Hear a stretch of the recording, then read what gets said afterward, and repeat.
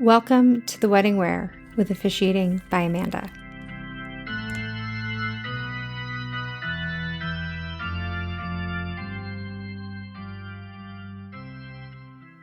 Welcome back to The Wedding Wear. So we are diving into episode 2, which is all about Emily and Bobby's weddings. That's right, 2.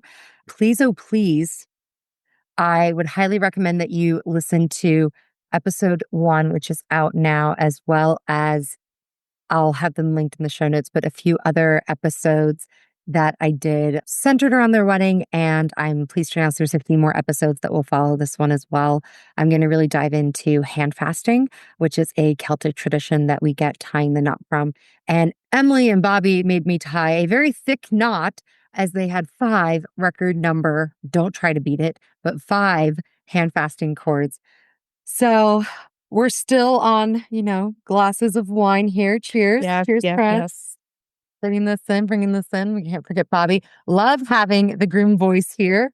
And especially as we go into the wedding day, I know with the planning process, you're kind of like, yeah, that was Emily. Pass Emily. Emily, that's your answer. Wedding day. I want to hear your voice a little stronger, okay? You're gonna amp it up, right? All right. So we're going to start with you. Looking back, what stands out as your favorite part of the wedding day? And for clarity, please start whenever you can with your elopement, wedding number 96. And then in the second one, if you want to call that, the big wedding, the family wedding, the 125, the sequel, the twofer, whatever you want to call it. But yeah, just give us a little bit of context. And that goes for you too when you answer as well, just so that we don't confuse the people at home. Should they also be several glasses of wine like we are? They're already confused. They're already like, who the hell are these people? Well, hopefully you sang with your family and friends and they know who the hell you people are. But if not, hopefully my listeners in Washington stay tuned, be like, all right, we'll forgive them these episodes. So anyway, I liked our first wedding, how small it was, the intimacy of it, of just our friends. And I don't know, it just felt right in the moment. For the sequel wedding, I liked being able to look out and see all my friends and family, seeing how happy they were to see us. And what you mentioned, the tying the knot ceremony there, I thought it was pretty funny. My dad was trying to be funny because my dad is a Star Trek fan, not Star Wars. So he said, "May the 4th be with you." That meant so much to me. Very out of character for him. It's funny, the photographer took pictures of each person doing the like blessing, sort of call it, and they placed it. And the one she took, the only picture is him looking at me when he said, "May the 4th be with you." And it's like a very special moment between me and my father-in-law, who I adore. Yeah, and that is captured. That is the moment we have. I love it. Well, and certainly, as we talked about in the last episode, guest lists are so hard to control and to really hammer down. You guys had big families. So when you looked out there, did it feel like 160 people? Or you're like, oh, 160? That'd be bad. It still felt small, but then again, I was looking out. I was looking out at every single person. Yeah, getting to see that many people there, it really is impactful and important and just does so much to make you comfortable and confident with the day. And Emily, I love that you've got that kind of great photo. We've got one of my husband sneaking up on my dad because we told my dad he was doing a first look with me, which he did do. But first he did one with my husband, and you just see my husband just full on angry ginger elf. It's hysterical and hilarious. And yeah, so Bobby, I'm excited to get so much of your perspective in this section. So I'm going to be coming to you first each and every time. I hope you're okay with that. Yeah, well, that's fine. Sounds good. I was nervous standing up there. I'm sure everybody is, to the point where I was shaking a bit. Plus, they're too drunk. So when we got to our vows, it wasn't in the script. It wasn't planned. Nobody knew it was coming. But you didn't know. Nobody knew. Oh, I thought Amanda knew. I don't think anybody knew. Oh my God. Okay. So I pulled out the paper to read the vows, and I made a joke instead. And I made it sound like a shopping list. In typical Bobby fashion, really. Yeah. But I got everybody laughing, brings the mood back down a bit, centers everybody, and then out with the profound stuff. I don't think anybody expected anything less from you. Like, I think they were like, okay, Bobby is speaking in public, gonna be a joke. Gonna be a joke here. Yeah. I always ask couples now, especially when I help them with their vows, what percentage do we want to be at between sincerity and humor? And I don't mean like, oh, well, he's telling all the jokes and I'm telling all it's like some of that's fine as well. Like, again, if a partner is more meant to the comedic, right, let them carry some weight of it. But like, let me help you get some comedic timing in, some one lines, some zingers, even if they're ones that only make each other laugh. That's still one in my book. I want you happy and comfortable and confident up there. And to that point, that's why I do like that couples story section. It's so funny when couples get the questionnaire that you guys both did. You realize it's not really a couple story. Like, I don't want to hear about how you met. I mean, I want to hear it, but your audience has probably already heard it in some version or another. And we don't need to be telling all the secrets, giving it away. Because some people have different paths with online dating and whatnot. So for me asking those questions like, what does your spouse do that annoys you? Honestly, I'm doing that for you guys as well as entertain the audience because I want you to laugh, to let out that air, to breathe, to have fun, because it just makes the rest of the day so much easier. It really and truly does. And before I get chatting too much more, I want to ask Emily, the number one thing that was your favorite part of the elopement, like under the gun. The elopement, the dogs. You guys had great dogs. The dogs. Very great dogs. Yeah. Until we got back into the room. Yeah. Oh, that was a whole story. But and then when I got into your room at one point to wait for you guys with the license and everything, I knew you had the dogs. I knew that they were there. But when I walked in and I think someone asked for like a water or something, I went to open up the fridge and I see like this whole thing of like kibble or dog food or something outside. I'm like, what kind of couple are they? Like, I did not put two and two together quick enough. Like, their room, because I knew we were in your room. I'm like, their room is also where the dogs were. We're getting ready. Yeah. We're staying for later. They were great dogs. Yeah. But I was like, oh, what did I just say yes to? Who did I just marry? Now, all right, quick, under the gun, under your head. Finger gun, not real. Promise everyone. Favorite part of your sequel wedding? Oh, just spending time with our loved ones and our family. It was for people that don't spend a lot of time with us, the first time that they've spent an extended amount of time with Bobby and I seeing us together as a couple. You know, some people we only get to see on occasion and maybe for like 5 minutes at a time. And this was nice to really have them see us and how happy we are together and all that fun stuff. And you had family that traveled from quite a bit too. Yeah, we had some family that traveled, you know, it not from too far, but yeah, it was just nice. And a lot of people came out that again, we don't get to see them a lot, you know, so yeah, spending time with them and that was my favorite part of the day. I couldn't remember much else. I was pretty drunk for like a good portion. Right. You deserve that. Yeah. Having to adjust plans when you were the ultimate planner. I get it. I get it. What was one small or personal, so again, it could be small and personal, small or personal touch that meant the most to you in your wedding day? We're going to start with Bobby. For the elopement, I would say having our dog. That was different from any wedding I've been to, and I've been to quite a few. More than I care to. No, don't invite Bobby to any more weddings. Only invite Emily and give her a +1. She'll bring me. That's fine. Fair. But yeah, it was just something different that we were able to do. From our sequel wedding, I liked all the small touches of the centerpieces of all our different fandoms being incorporated. Just a little touch of each thing that we're interested in, enjoy. All right, kicking it now to you, Emily. So, one small or personal touch that you included in your wedding days that meant the most to you? For the elopement, it was having our dog walk us down the aisle. It was nice to have the other dogs. Nebula. Yeah, we adopted her sister 2 days after. And then that was the other dog at the wedding. That was the other dog at the wedding. And that's her biological sister, same litter.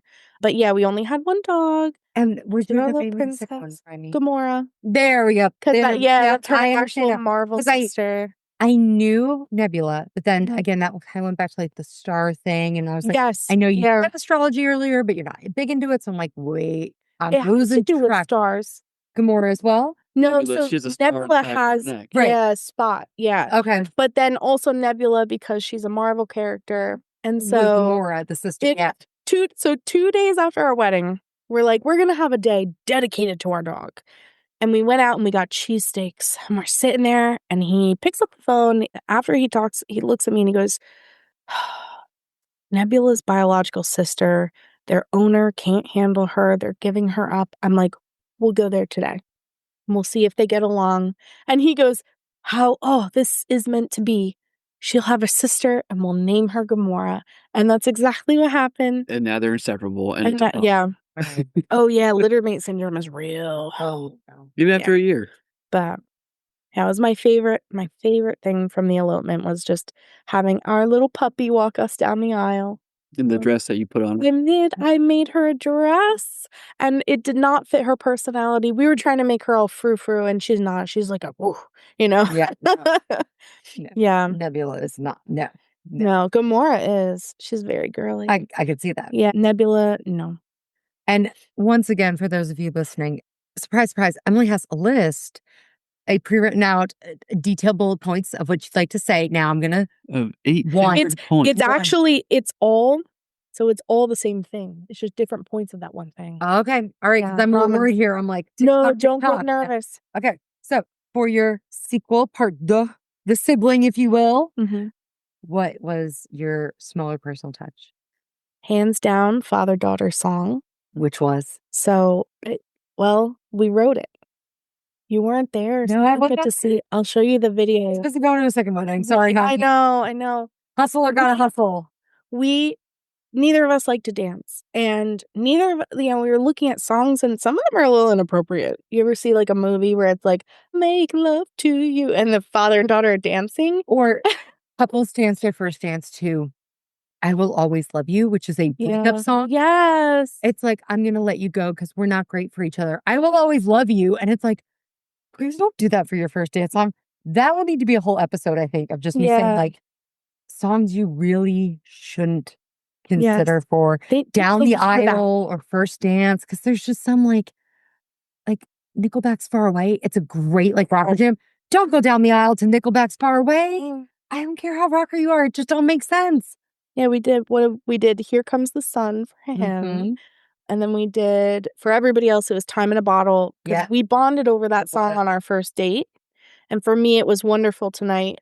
Because Bobby, from our second date, this is how like we were on our first and second dates. He told me, I just have this like idea that at my wedding day, I'm going to sing this to my bride. And so we weren't going to have Bobby sing at the wedding. But I did. Do you sing well? No. Oh, okay. No. He's tone deaf when he sings. When he whistles, that is not the case. I don't know what's wrong with him or what's right with him, really. But I love all of it. But yeah, I sang at the wedding, which I was terrified about. But my dad and I are like, you know what? My dad is a full-time singer-songwriter now that he's retired. And so I said, Dad, let's just write a song. And he's like, where would we even start with that? And I started looking through examples of vows for inspiration. And this was like, what, 2 years before ChatGPT was a real thing? How much would that really help you? That would have been great. No, yeah, we wrote that 100% by ourselves. I saw something in example vows on like one of those websites, like The Wire or The Knot or whatever.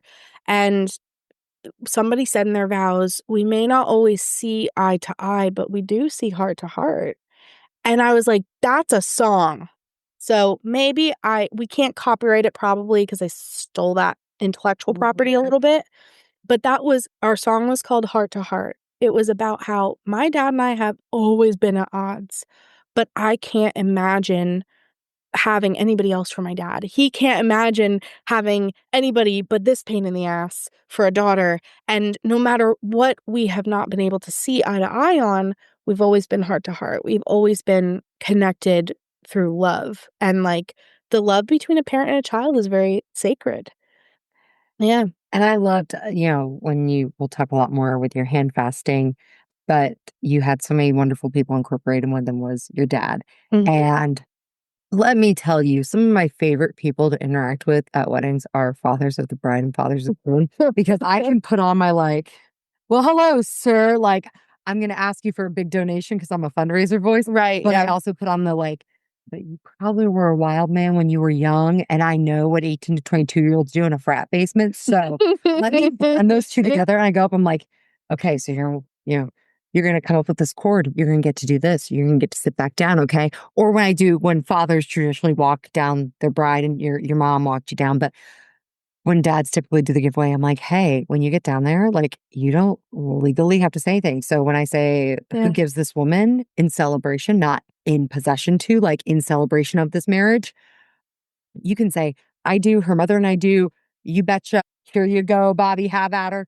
And then when Bobby comes to shake your hand, you can give him a pat on the back, you can slap his ass, you can tap him on the back of the head, whatever your relationship is.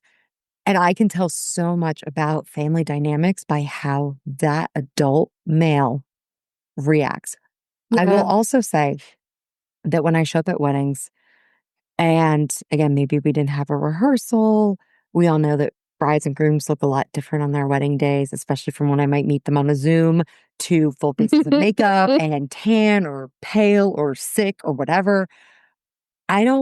I show up at a venue and I don't often know where I'm supposed to go to meet with the couple or to see the couple or anything like that. Sometimes my minister stool lets me in the front door, which is really nice. But if not, I look for an older man dressed in a rented suit because that is someone of high importance. And even though they have very few answers, they know very few things because they did not plan a single thing. They can tell you where the bride or the groom is at any given time, which is their superpower. And I love them for it. And so I easily go up and hi, are you the bride? Father, the groom? Okay. I'm looking for the couple. Amanda, I'm the minister. Where do I go? Oh, up here? Oh, he's had a few beers. All right, let me go talk to him. And I just let it fly. And your dad was very much one of those guys that when I saw him, I'm like, here's your cord. Don't hold it. I'm going to put it at your seat. Here's how you're going to do it. Follow me. You got me? Okay, we're good. We're chill. I love that. It was so great. If you could relive 5 minutes of your wedding day, what moment would it be? And just a little bit of the why. The moment the ceremony was complete, right? When we officially became married. No gestures over there. When we were officially married. As much of a pain in the ass as you are now my wife at that moment. Well, I mean, you were officially married when I signed the paperwork, so when the ink dried. But in a ceremonial context, yes. Yeah. Stop your clock. In fact, there's a few weddings I've been to where there's an older aunt in the audience who will have a clock, an old school clock on her, and will literally stop the clock the second that it's I pronounce you husband and wife, and they give that then as the gift and say, this is exactly when you got married.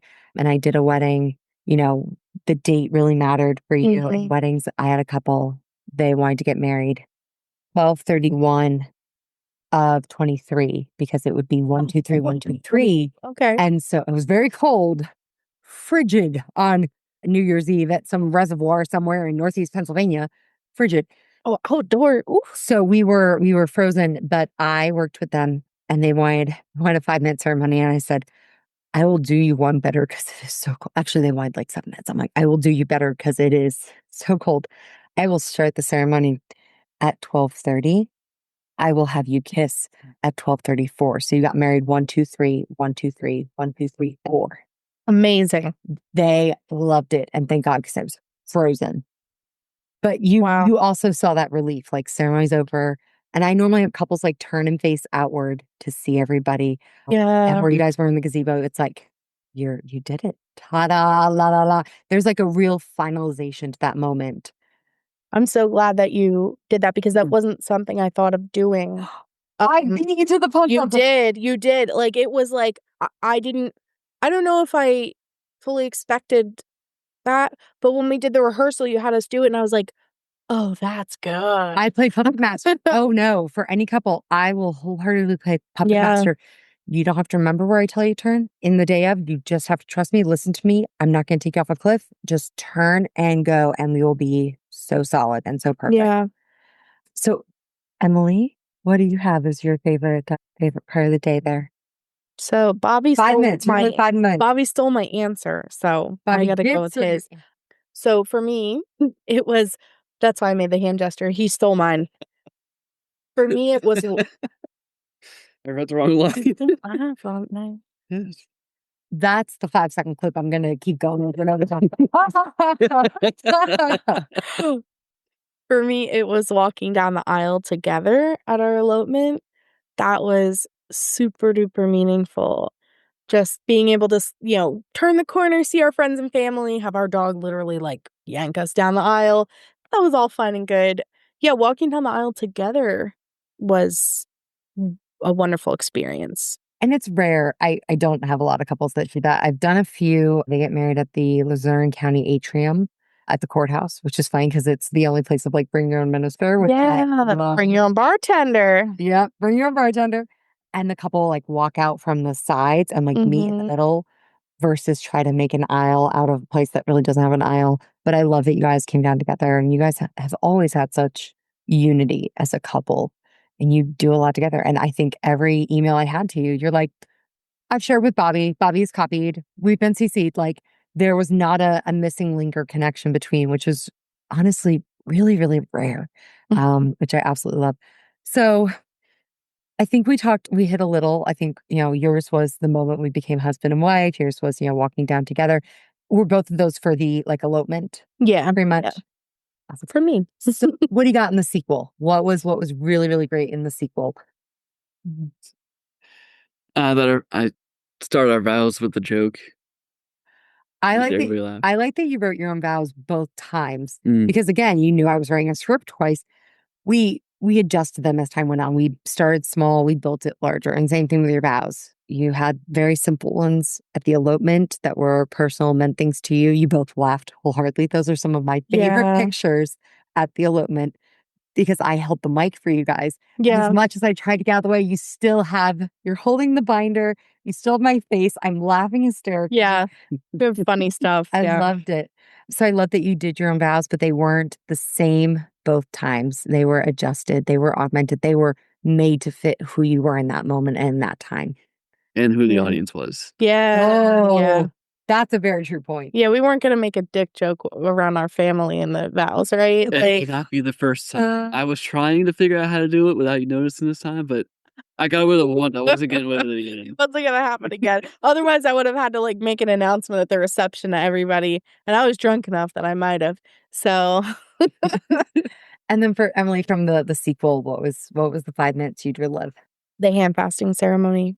Yeah, it was really, really nice. We had our parents and our godparents come up and place a cord each. And so we had 5 cords and each person. Someone beat it.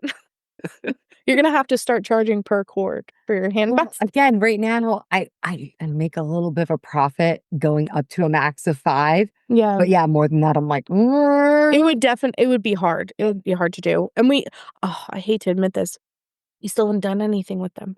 We still have them as you tied them in the box. So you arranged it nicely. Oh, thank you. Thank you. Thank you very much. So I don't know, maybe that's something that you do, the Build-A-Bear with a heart. Like if that's your gift to him, then your gift is that you have to do something with the heart. Maybe if you still have a program, you put the program behind it. So we never you layer them. You put it in like an and shape. I've done that with a lot of weddings where they'll have like the wine glasses. Yeah. And I like drape the cords in like an and shape. Yeah. Just do something. Get some little like those I call them frog push pins. I know. I know what you mean. The dissection butterfly frog push pins. Get those to help tack it in. But again, let it live. Yeah. Put pictures, Polaroids, whatever you got. What I liked with your handfasting, and again, I'm going to do a whole episode, maybe when I hit 1,000 listens, a whole deep dive into handfasting. But yours was the first one. I've often had people who have selected your handfasting and they pick colors based on the couple or based on kids. But it was me always doing the placing, and I would explain the symbolicness like, and oh, this was the cord picked by Joey, and oh, this cord means this, and oh, this cord means that. Yours was the first wedding where I wasn't wanting to be in the spotlight for it because you had such meaningful people pick such meaningful chords. And you emailed several times like, I'm so sorry, I have to add another chord and my mother wants this one. And then my dad for this. And And you, again, with your lists and your organization, you were very clear, like, these individuals have this cord for this reason. You did a lot of my symbolism for me, which is glorious. So I'm like, this is all really meaningful. And I want them to have that moment. And picture wise, I'm sure everyone's got a great backside, but there's nothing that irks me more as when someone gets a picture of like walking up to the altar, the stage, the arena, whatever you call it, and all you have is their backside. So I'm like, I am purposely going to take myself off to a corner as long as my mic can travel with me, have the mic will travel. And we left that space free for them to come place that cord, put hands on both of your arms, say something sweet. And because the mic was away, they could feel comfortable and confident saying the things that they really wanted to say, the things that were meant for you guys. Because you hand someone a mic, sometimes they feel like they got to ham it up. Sometimes they feel like they got to, shut it down. Your dad. So that way, it just got to be private. And I feel like that meant so much. I don't know what they said. I was too busy like, and next up is like, I'm playing MC. And that's my role. And I love that. So I love that each of the important people in your lives got to have that special role. And that you were saying you've got those great pictures of like, yeah, they're up there right there with us. Yeah, the way I think about it is like in October, you married us. In May, they married us. But you guys actually tied the knot. So you did also marry yourselves. Yeah. You committed to it. They blessed the union. Yes. That was like they very brought much. the pieces together. Yep. Yeah. I love it. Was there a moment during your special days that surprised you, whether for good or bad, better or worse, to use some marriage language? So when somebody's very detailed plan went off the rails and we had to move everything inside. For the sequel wedding, the big wedding. Everybody was just happy to pitch in and lend a hand and move everything in. Like you're talking 2 minutes tops. Everything was inside. But it surprised you. Yeah. Because everybody just jumped right into it. No questions asked. Yeah. You got some good friends there. Friends, family. Yeah. And Emily? I was most surprised by the support we got. There were some people that were against us getting married at that point in time for whatever reason. And those people still showed up, supported us, showered us with love. It was the best surprise you could get is like you're expecting drama and instead you just got love. And that was great to just be surrounded by that. Well, I think a lot of that speaks to you guys as a couple. You're very much we are here, take us or leave us, get on board, come aboard the train. Like, great. There is a time to hear your thoughts and concerns. And then there's a time to shut up, sit down. The train has left the station. And I also think that given the fact that you were already married because of the elopement, they had no choice but to. The train has already left the station.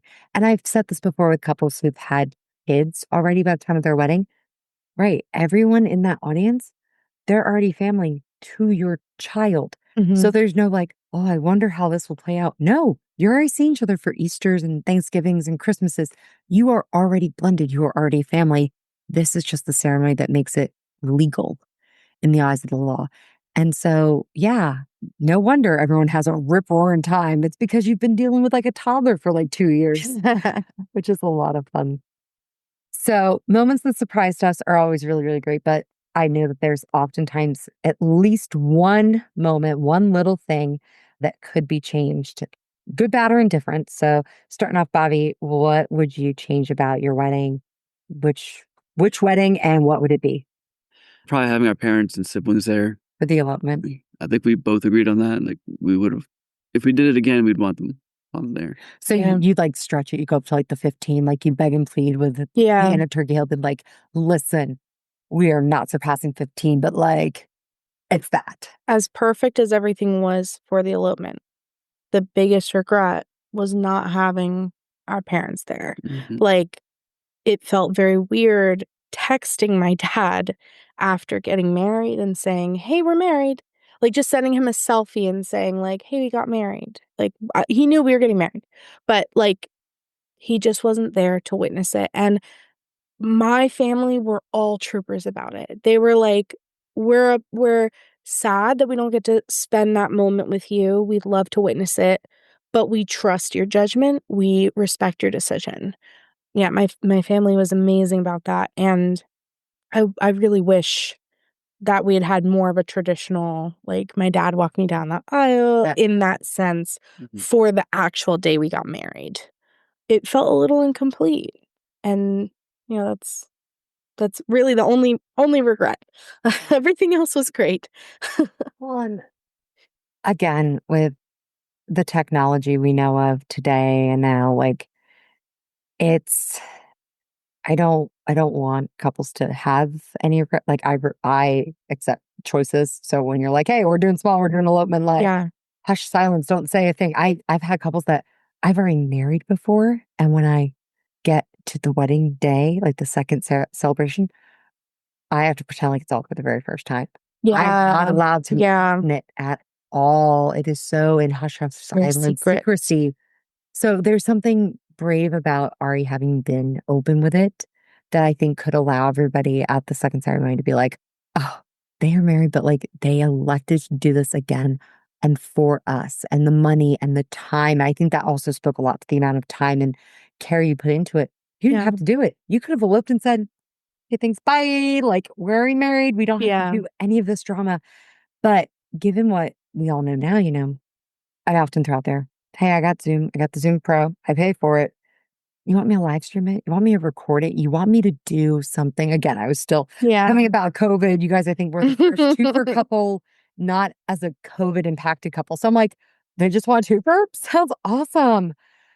But again, being able to throw that in to make sure that, even if it's hey, I'm not happy with this family member right now, so they don't get to know that aspect of my life. Yeah. Having the video of it to be like, hey, later on, if you ever want to see, like, here's where we got married. Yeah. No, it only would have been so smooth as it was the way we did it. Yes. Yeah. The decision was definitely a sound one. It's the double-edged sword. Yeah. You had a really calm, great, perfect, and fitting for you elopement. But the double edge is you had to exclude some people because it wouldn't have been the same experience if you had them. Yeah. So, and you always have to do what's best for you, and you only know what you know in the moment. Right. Hindsight is 2020. We could have done it differently. It might have been okay, but we did it the way we thought was best. It worked out. And you're still married a whole year. Well, year and then some later. Woo! Yeah. So, Emily, and then we're going to make sure Bobby's got some feedback on this because he's been missing a little bit in the feedback section. You just pop on in when you got something to say, okay? Don't let us run the conversation. What is one thing you would change about your wedding? We forgot at the sequel ceremony. We're so wrapped up in the last minute things. We did forget a lot of things, but the thing that really pains my heart is that we did not do anything for our departed family members. We did all the setup. We had a sign that said, if heaven weren't so far away. We didn't do a moment of silence. We didn't do a damn thing. And we even, we spoke to family members that we weren't really on speaking terms with to get photos of departed loved ones. And we had all that set up. My grandfather had died a month before. And we just forgot. We had everything and we forgot to put it all out. It was in the same box as the... It was in the same box as the programs we forgot. And it was heartbreaking. I mean, I still paid, I still honored my pop-up Chuck by wearing Chuck Taylors, both weddings, but we didn't get to honor any of our other family members that weren't able to be with us. And that I would love to go back and redo that. And that is one of those quick ad libs that I think had I not been maybe paying detailed attention to your maid of honor, transcribing your vows, going, this will be a future podcast episode, even before I knew I was ever going to do this, and helping your mom with teacups. If I had taken 5 seconds to notice the memoriam, I would have been like, oh, let me just get a thumbs up that that's okay. But that's a quick on the fly. I am so good at adding that in. And it just totally even slipped my mind. I just had a bride, though, that her mother passed about 2 months ago. And they were trying to have the wedding happen before she passed. And very fresh. And so I said, do you want a moment of silence? And she goes, that's going to be too much for me. So please don't. Like, we've got enough touches for her, but we need to be good. And Bobby, with the sequel, because I know your first one with the elopement of not having everyone there, is there anything you would change with the sequel?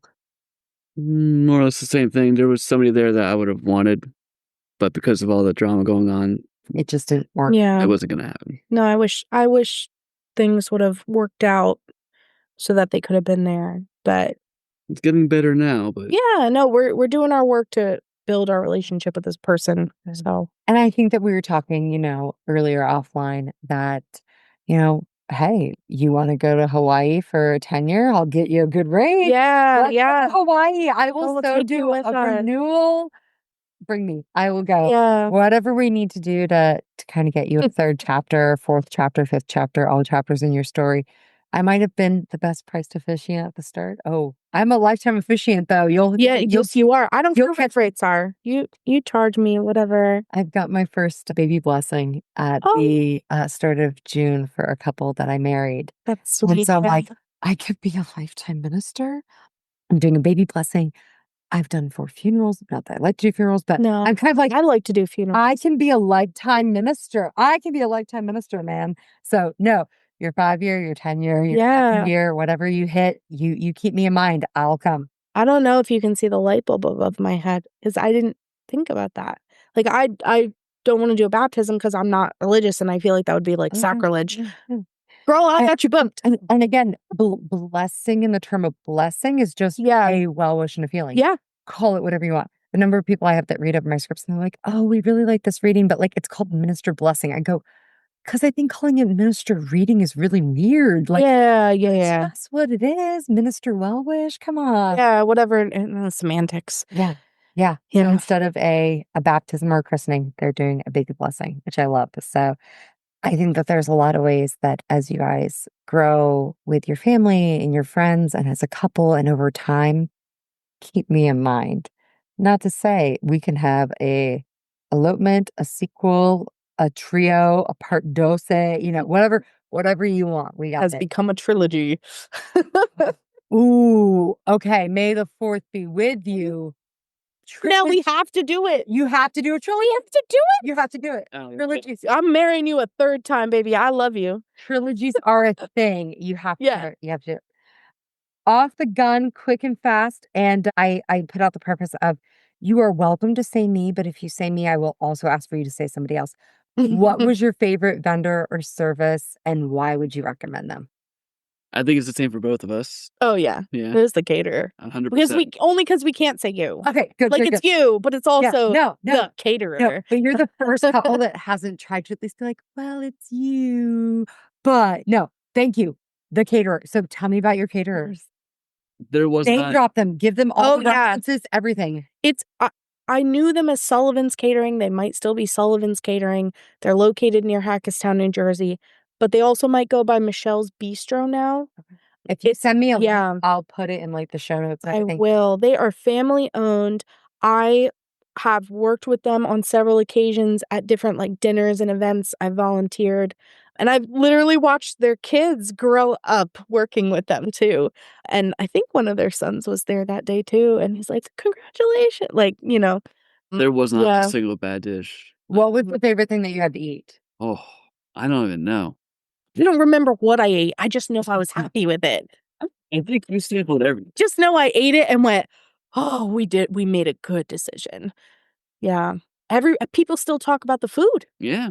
And it was breakfast food. It wasn't like it was like I like the little breakfast bar that I had at the start. I had to leave out.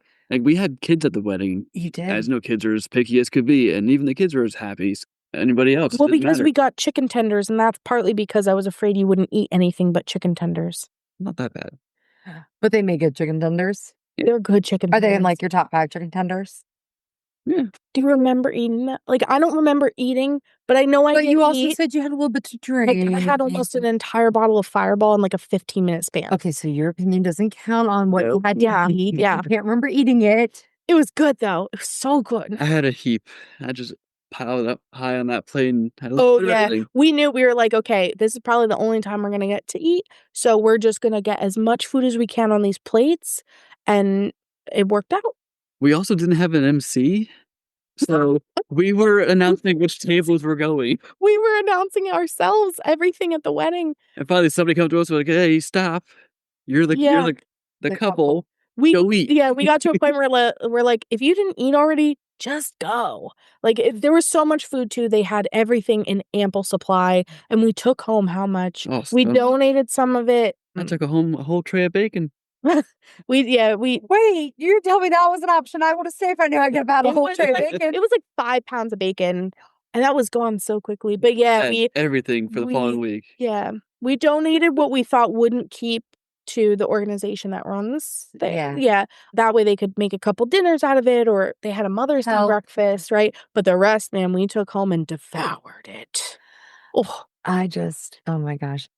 So I love that you guys said food. Food is definitely a huge, huge thing at weddings. In fact, it's where a lot of people spend the highest percentage of their budget, food, drink, venue, like setting wise.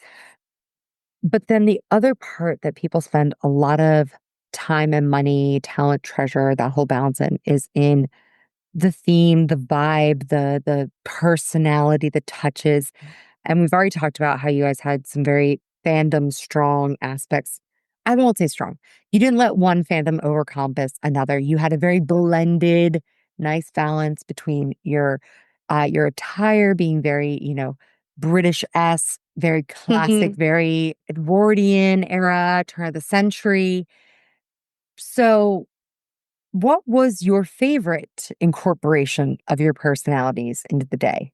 I changed the question a little bit. I know it's not to your notes. That's okay. What was your favorite incorporation? I would still say the centerpieces. Tell the people more. Tell the people more. Hold on.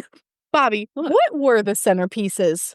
Was it the centerpieces, or am I thinking of the table numbers?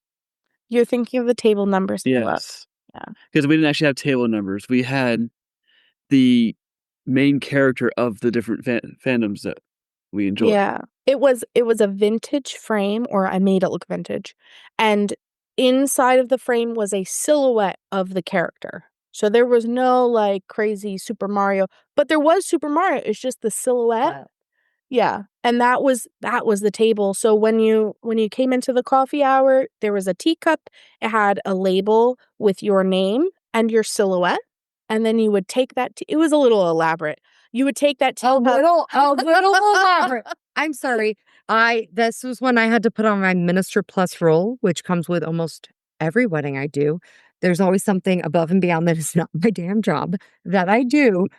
And it was the teacups. It was the teacups alongside your mother and having to have them strung and be just so and a certain way. And then was there a Zug? Why am I remembering a Toy Story? Zug? Z-U-G? No. Zurg. It's Zurg. It's Zurg. But no, it was not. Okay. No. There was Darth Vader. Okay, sure. Maybe that's what I was remembering. There was one that like somebody didn't match up, or there wasn't enough of. There was a misprint or that a was the reprint. Assassin's Creed table. Okay, the Assassin's Creed. It had Ezio on. There was something just off, and I'm sitting there like, and this is the use of my time, Amanda. You showed up an hour early, and this is where you spent your time. Just know. Plus, I put push pins in something. I stole push pins. That's off fine. The cork board where they have all of the other business cards. I'm like, I should leave my business card here because this isn't far. It was the sign with the music, the Spotify music codes. Yeah, so everybody could look at the playlist. Yep. Mm-hmm. Yep. I did that too. But yeah, you guys had so much personality built into your day, and those teacups, man, they will probably haunt my vision. Still trying to get rid of the plates that go with them. Well, and the teacups were gone. Call me because I've got like 3 teacups from like my bridal shower, my own like other things. I'd be interested to see if the plates match because that could be a conversation. Pictures. Although, let me say, and I'll get you the information from my husband's aunt. She took a set. I did like a Bridgerton themed bridal shower. Yep. So very, like, blues, purples, everything in my wedding was purples. So there were teacups, and it was like a royal tea because, the British. So Nick's aunt took one of the teas, cups, and saucers, and she sent it to a company that made it into a ring and jewelry holder. Oh, I love So that. I'll send you the link because again, if you end up with like, oh, we still have one of this and one of that, Yeah. might be a good repurposement and beneficial as we have watches, we have rings, we have lots of other fun things. I had talked about doing that myself, and I'm like, I don't have the equipment. Oh, let them do it. Yeah. It wasn't bad. Like Yeah. I listened to about like it wasn't bad. You send it to them. I think shipping on it and the shipping back is probably like the highest. Everybody took those home though. The teacups and saucers are gone.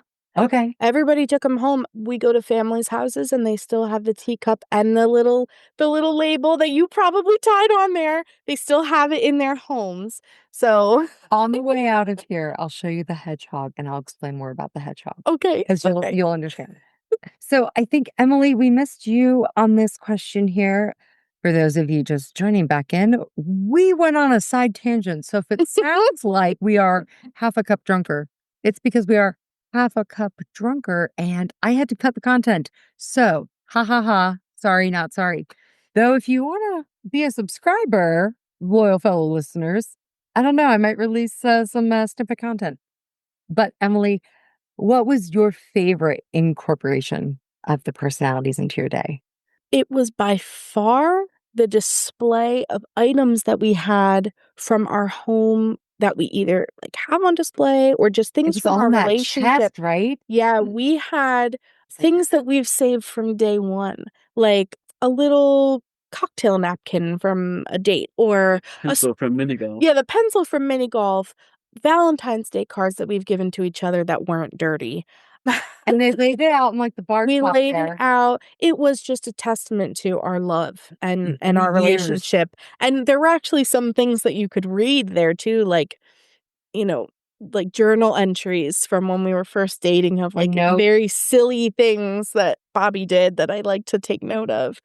Yeah, there's everything and pictures from our first wedding, just keepsakes and mementos that we've held on to. I'd throw in there too the tie clips you made for all the groomsmen. I made tie clips for all the groomsmen. I made earrings and hairpins for all the bridesmaids. They all wore them. And what were like the patterns on them? They were customized for the person. Each person had. I went and for the ladies, I went and got vintage jewelry. I super glued it onto combs. I put like, it makes it all one color metallic and it looked nice with like their off-white lace dresses. Yeah, it accented nicely because I couldn't find any vintage hair combs. And without paying a dime and a half. Yes. So I asked each person, what is an animal or a flower or something that you identify with? And then I made custom for everybody. And his dad, I didn't ask him because I didn't feel comfortable at the time with the dynamic. So I made him a Star Trek tie clip and he wore it to the rehearsal for your sister's wedding. Your nephew wore it for her wedding. Like it's become a family thing. It made my eyes well up with tears that like because here when you're when you do DIY for your wedding, right? You always think your stuff looks like shit, but then when someone's actually using it and enjoying it, it's really heartwarming. Yeah. Well, I had to ask because I know with your the elopement, you had a really great tartan. Yes, and in fact, I asked you where you got it and you said Amazon. I put the link on like my wish list. I ended up with 2 of them. So I'm now selling one of them because I only need one. So I wondered, I was like, oh, like I could see that so beautifully tying in with the outfits that the guys were wearing. Yeah. And just have a little tartan. So I was like, oh wait, I don't remember. I didn't inspect your groomsmen up and down. I'm so sorry I didn't, but I didn't remember the tie clip. And I'm like, yeah. Okay, what were they? So that's really great that you made them personal for everybody. You made a lot of things personal for every single buddy, which was absolutely wonderful. And I love that you've gotten to have really deeply connected emotional moments since then because of those personal elements. Yeah. But as you look on the days of your wedding, what was those really emotional moments for you? And again, you might have already said them. Echo them again. It's totally fine. You don't have to come up with new answers. I know some weddings aren't, 20 minutes long. They aren't an hour long. So let's start with our man, Bobby, our favorite man, Bobby. Sober boy here because, we're polishing off the wine. So I got really emotional at the elopement, standing up at the altar in front of our friends, like waiting for that moment when we were officially married. Again, that's the ceremony. Yeah. Paperwork was already signed. No. Well, what I loved in that space from my perspective was that there was a really nice bench lip to the gazebo, and we all sat down. And I always joke with people, I try so hard these days not to be in the middle unless I'm actively speaking or talking or have a role, because you don't need a third person in your marriage, let alone a minister. So I love that outside of your vows, I got to sit. And even when I pronounced you, I'm out of the way. I am so far out of the way. You guys really got to be locked eyes together in that moment. I now pronounce you husband and wife. And so to hear that that was really great for you, that is the world to me. Yeah. And what do you have for your sequel, sir? So for the sequel, I was nervous on the walk up. Because you're sorry. And everyone was standing for you because I made them? Well, everyone was watching. I am as clumsy as could be. So the whole time I'm walking, I'm like, don't trip, don't trip, don't trip. There's a lip here. Don't trip over that. The ground is soft. Yep. So when I did make that initial joke in the vows, that was to make everybody laugh, but that was more to calm me down, get me back centered. Yeah. And my dear? So with the elopement, definitely listening to Bobby's vows. Hearing you, like, he got emotional. There is this awesome picture of me wiping away his tear. And there's one of those at both weddings. There is an image, I'll show you.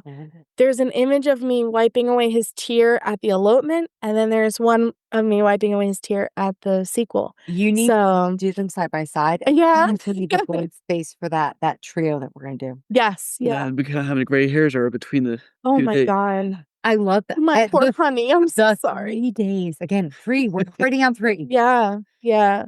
No, that was very, very emotional for me for the elopement. And I think as a show, again, the fact that it was repeated later on at the next wedding. Yeah. A show to the family as well. We are here. We love each other. We are secure. We know there may have been questions, doubts, thoughts, feelings, opinions, which everyone is entitled to. But the fact that I'm still here wiping a tear from the eye, like, I'm that girl. Yeah, you bet. I'm here to wipe away all your tears, honey. Mm-hmm. You can't wipe mine. There's too many, but for you. Try. Right. For now, you. again, she causes the gray hair, but she'll wipe the tears. It's a fair trade-off, right? As long as I still have hair, I'm okay with it. Yeah. I didn't want to say anything. Yeah. How about, oh my gosh. And anything from the sequel, or just the fact that that was an echoed experience? That and the walk down the aisle. So everything was super symbolic, even if nobody caught on to it. So I had my mom walk me to the aisle because my mom raised me for the first portion of my life.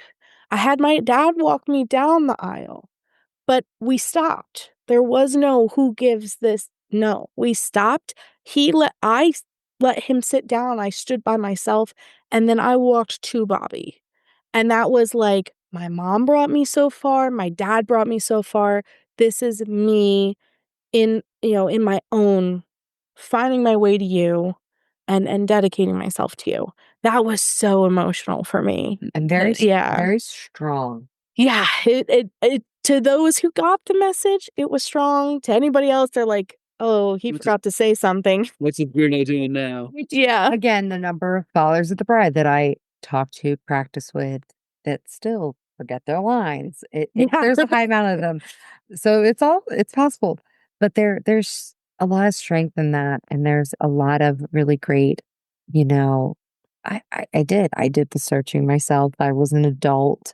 I entered this with a full head, happy heart. I knew what was going on. This was not my arranged marriage of my parents. This was not what was going on. And again, it's a lot of, I follow British royalty. So a lot of Meghan Markle when she went down, her father wasn't able to be there. So she went down for a bit by herself. Yeah, that's uncommon. And the very symbolicness that they wanted that to be, everything in its right turn and right time. Mm-hmm.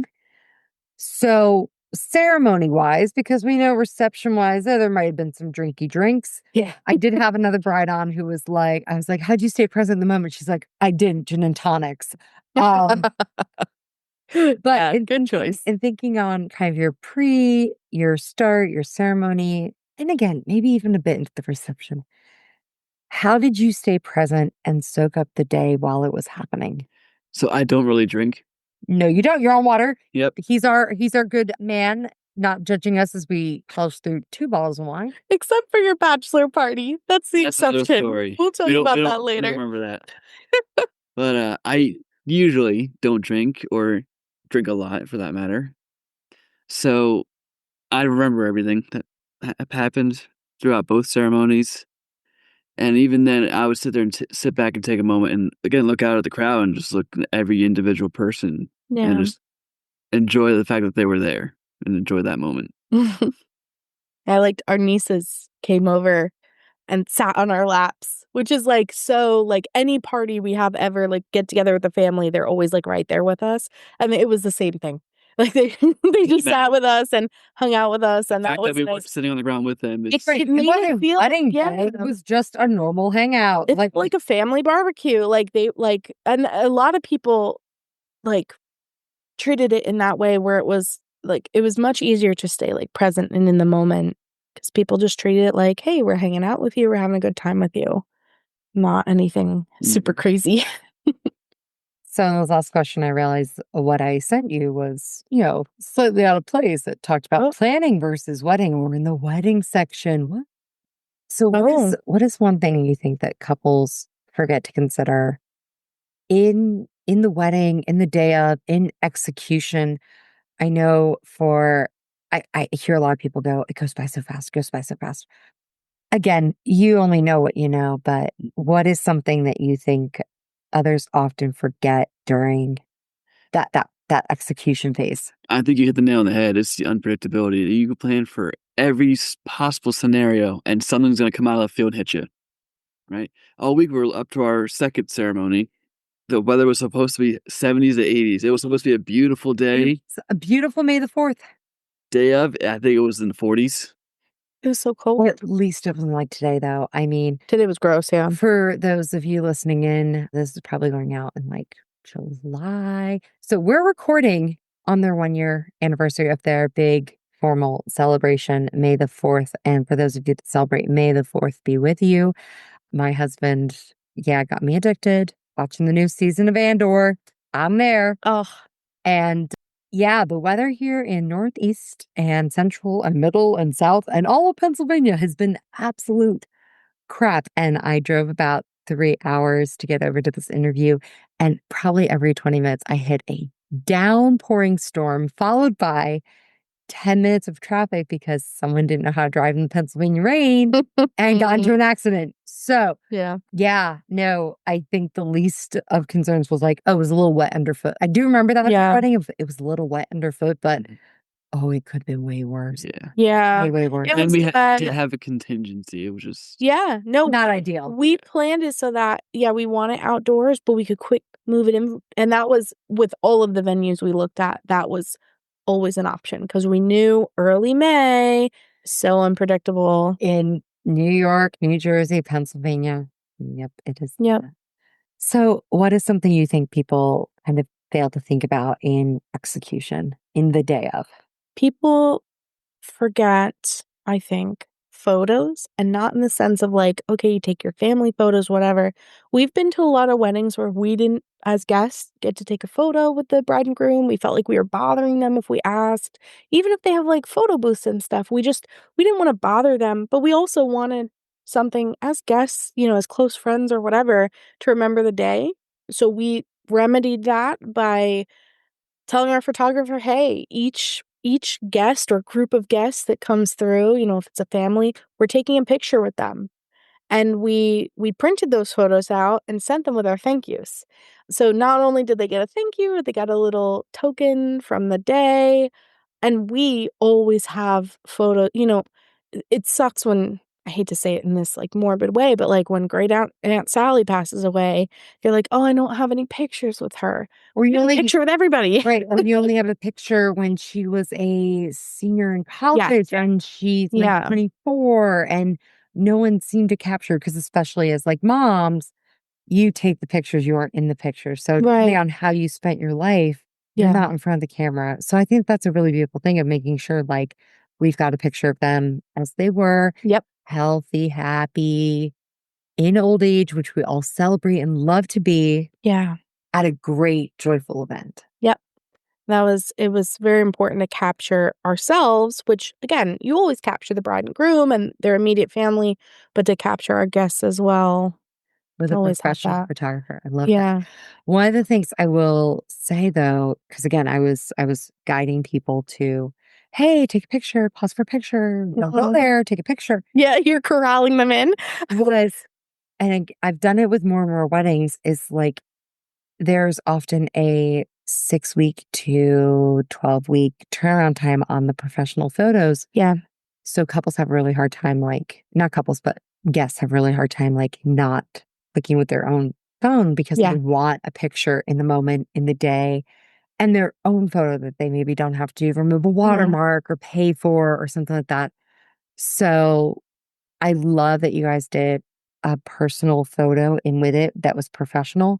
But I think, again, maybe for your trifecta, your third, you consider getting a me or somebody of a similar vein, not professional. But as the couple walks up to you to get a picture with you, I take somebody's phone. That way they've got an instant in that moment picture that theirs, plus there's the professional. The professional will come, it'll be great. But that's in your memory. If something were to happen and you don't talk, or you're like, oh, it's blurry, they blinked, they might not care that they blinked. I know you care that they blinked. They might not care that they blinked, but that way they've got it right away. Yeah. And in their own storage and memory bank. Plus, it also means that there's 2 places that photo exists in some way, shape, and form. When I got my photos back from my wedding, it's like, great. It saves here, a cloud, a hard drive. Like we are get the memory. There these any time.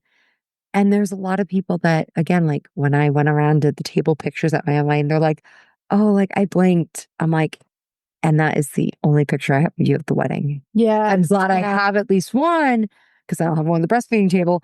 But yeah, you blinked. Yeah. But at least it exists. But they had to wait almost 3-4 months to even get that picture up in the world, because I didn't use it as my thank you cards. Yeah. Oh, well, and our photographer, she didn't edit the photos, so we got them very quickly.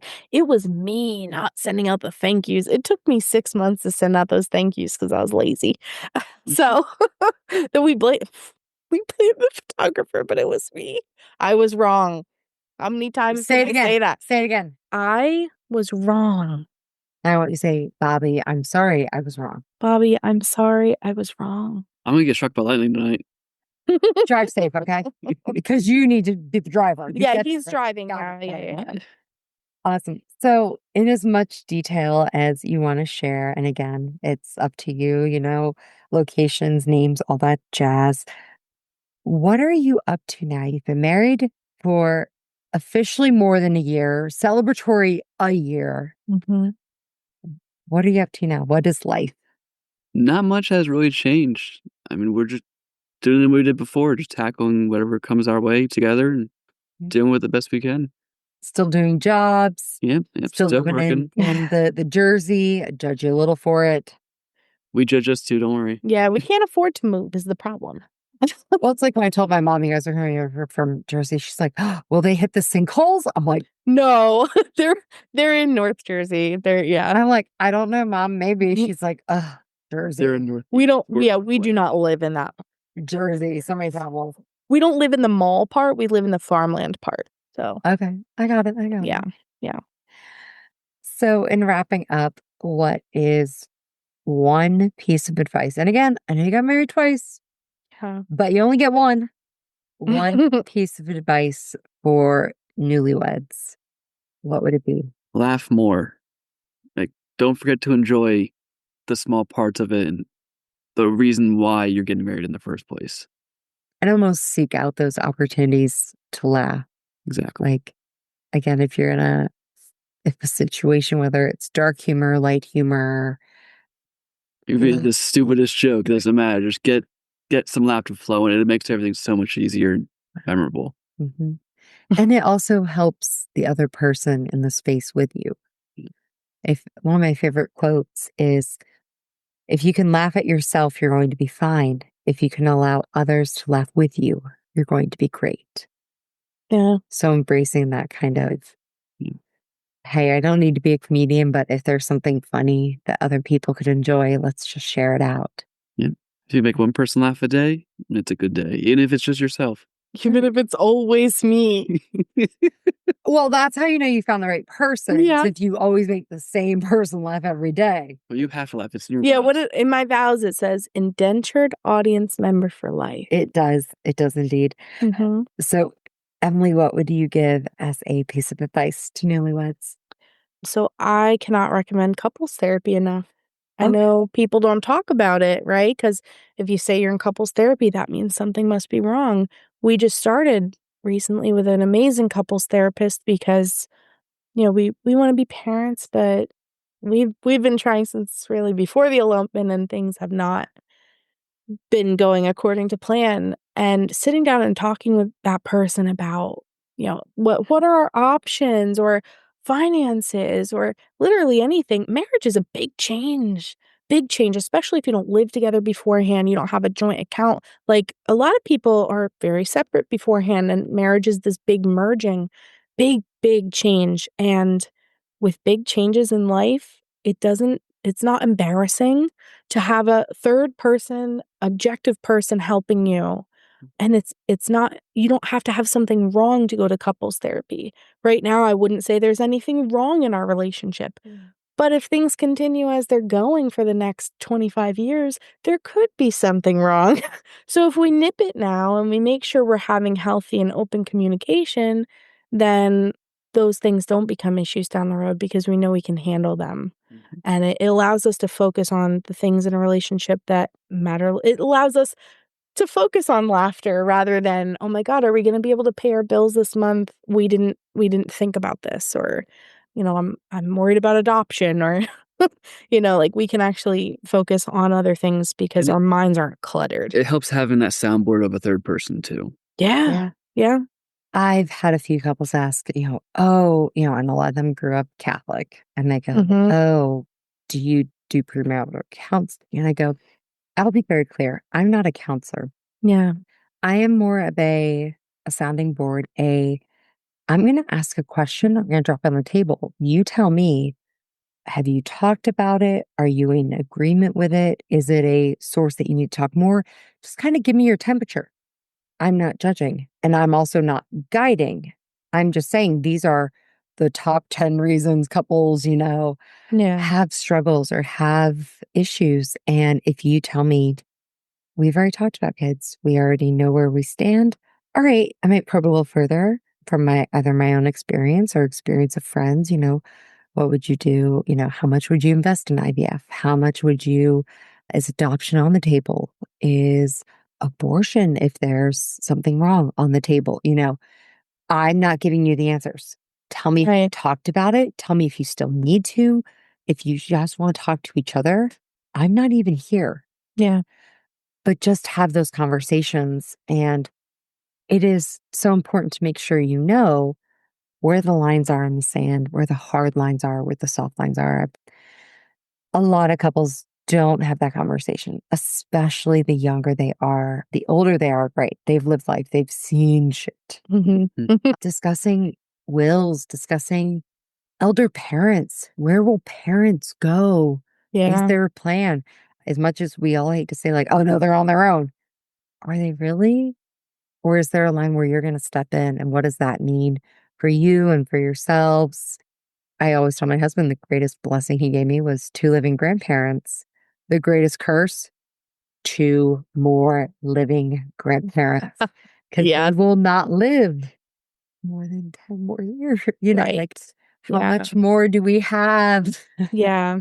Oh, you go through a lot with with that type of stuff. Like we have a family member that we know somewhere in the next 20 years probably going to have to live with us, and they're a young person. So that's a lifetime commitment.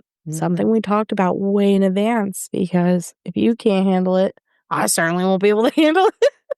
We got to agree. And a lot don't, and I don't know if it's the enrapturement of love or if it's the I don't want to show you all my dark, scary parts and all the cobwebs in the closet, debts, loan debts or anything. That's the other thing. Oh, well, it's in my name. It doesn't matter. Yeah, it doesn't matter until you're saying, oh, I can't help, I can't afford, we can't. And suddenly then it is their problem and their downfall ultimately. So that's a lot of stuff there. But I want to thank you guys so much for being on the podcast, for digging in deep to your weddings. You're my first twofer, both of couple weddings. Wedding 96 and 125. Again, 125, big milestone. I think I was a little like, okay, I'm running between 15 things right now. I don't think I saw it the way I should have seen it, but I'm so excited for you guys at, more than a year of marriage, a year to the date of this recording of celebration. That's what I'm calling it. You had more than a year of marriage, but you're celebrating 1 year of celebration. Yeah. I think that's how you have to call it. And this is, everybody's been wishing us a happy anniversary today. Whereas on October 25th, I put up a post on Facebook that was like, happy anniversary. And people are like, huh? Like, they don't understand, because we didn't announce to the internet that we got married until New Year's. So aside from our close family and friends that we told, we let it sit for a couple months too before we announced it. So people did not know. So again, it's the anniversary of your celebration, of your commitment, which is really, really great and powerful. So like I said, I've got a few episodes that tie into the wonderful weddings that Emily and Bobby had. Please listen, like, share, subscribe. Next time, I will hopefully have another wonderful couple joining me after I did 2 segments with vendors. I'm now getting back into some couples, and we're going to hear a lot more on the wedding wear. Thank you for listening to The Wedding Wear with Officiating by Amanda. I hope you enjoyed today's episode and found some inspiration or insight for your own special day. This podcast is hosted on Buzzsprout and can be found on all major platforms. If you haven't already, please subscribe, like, comment, and share to help us reach even more listeners who might laugh a little at The Wedding Wear. For the links referenced in the show, visit Linktree at Officiating by Amanda. You can also follow the business on Facebook, Wedding Wire, and The Knot to stay up to date on everything going on. If you have a question you'd like me to answer on the podcast, just send an email to theweddingwearpodcast@gmail.com. And if you're ready to inquire about officiating services for your own big day, you can reach me at officiatingbyamanda@gmail.com. Thank you so much for tuning in, and until next time, this has been Amanda.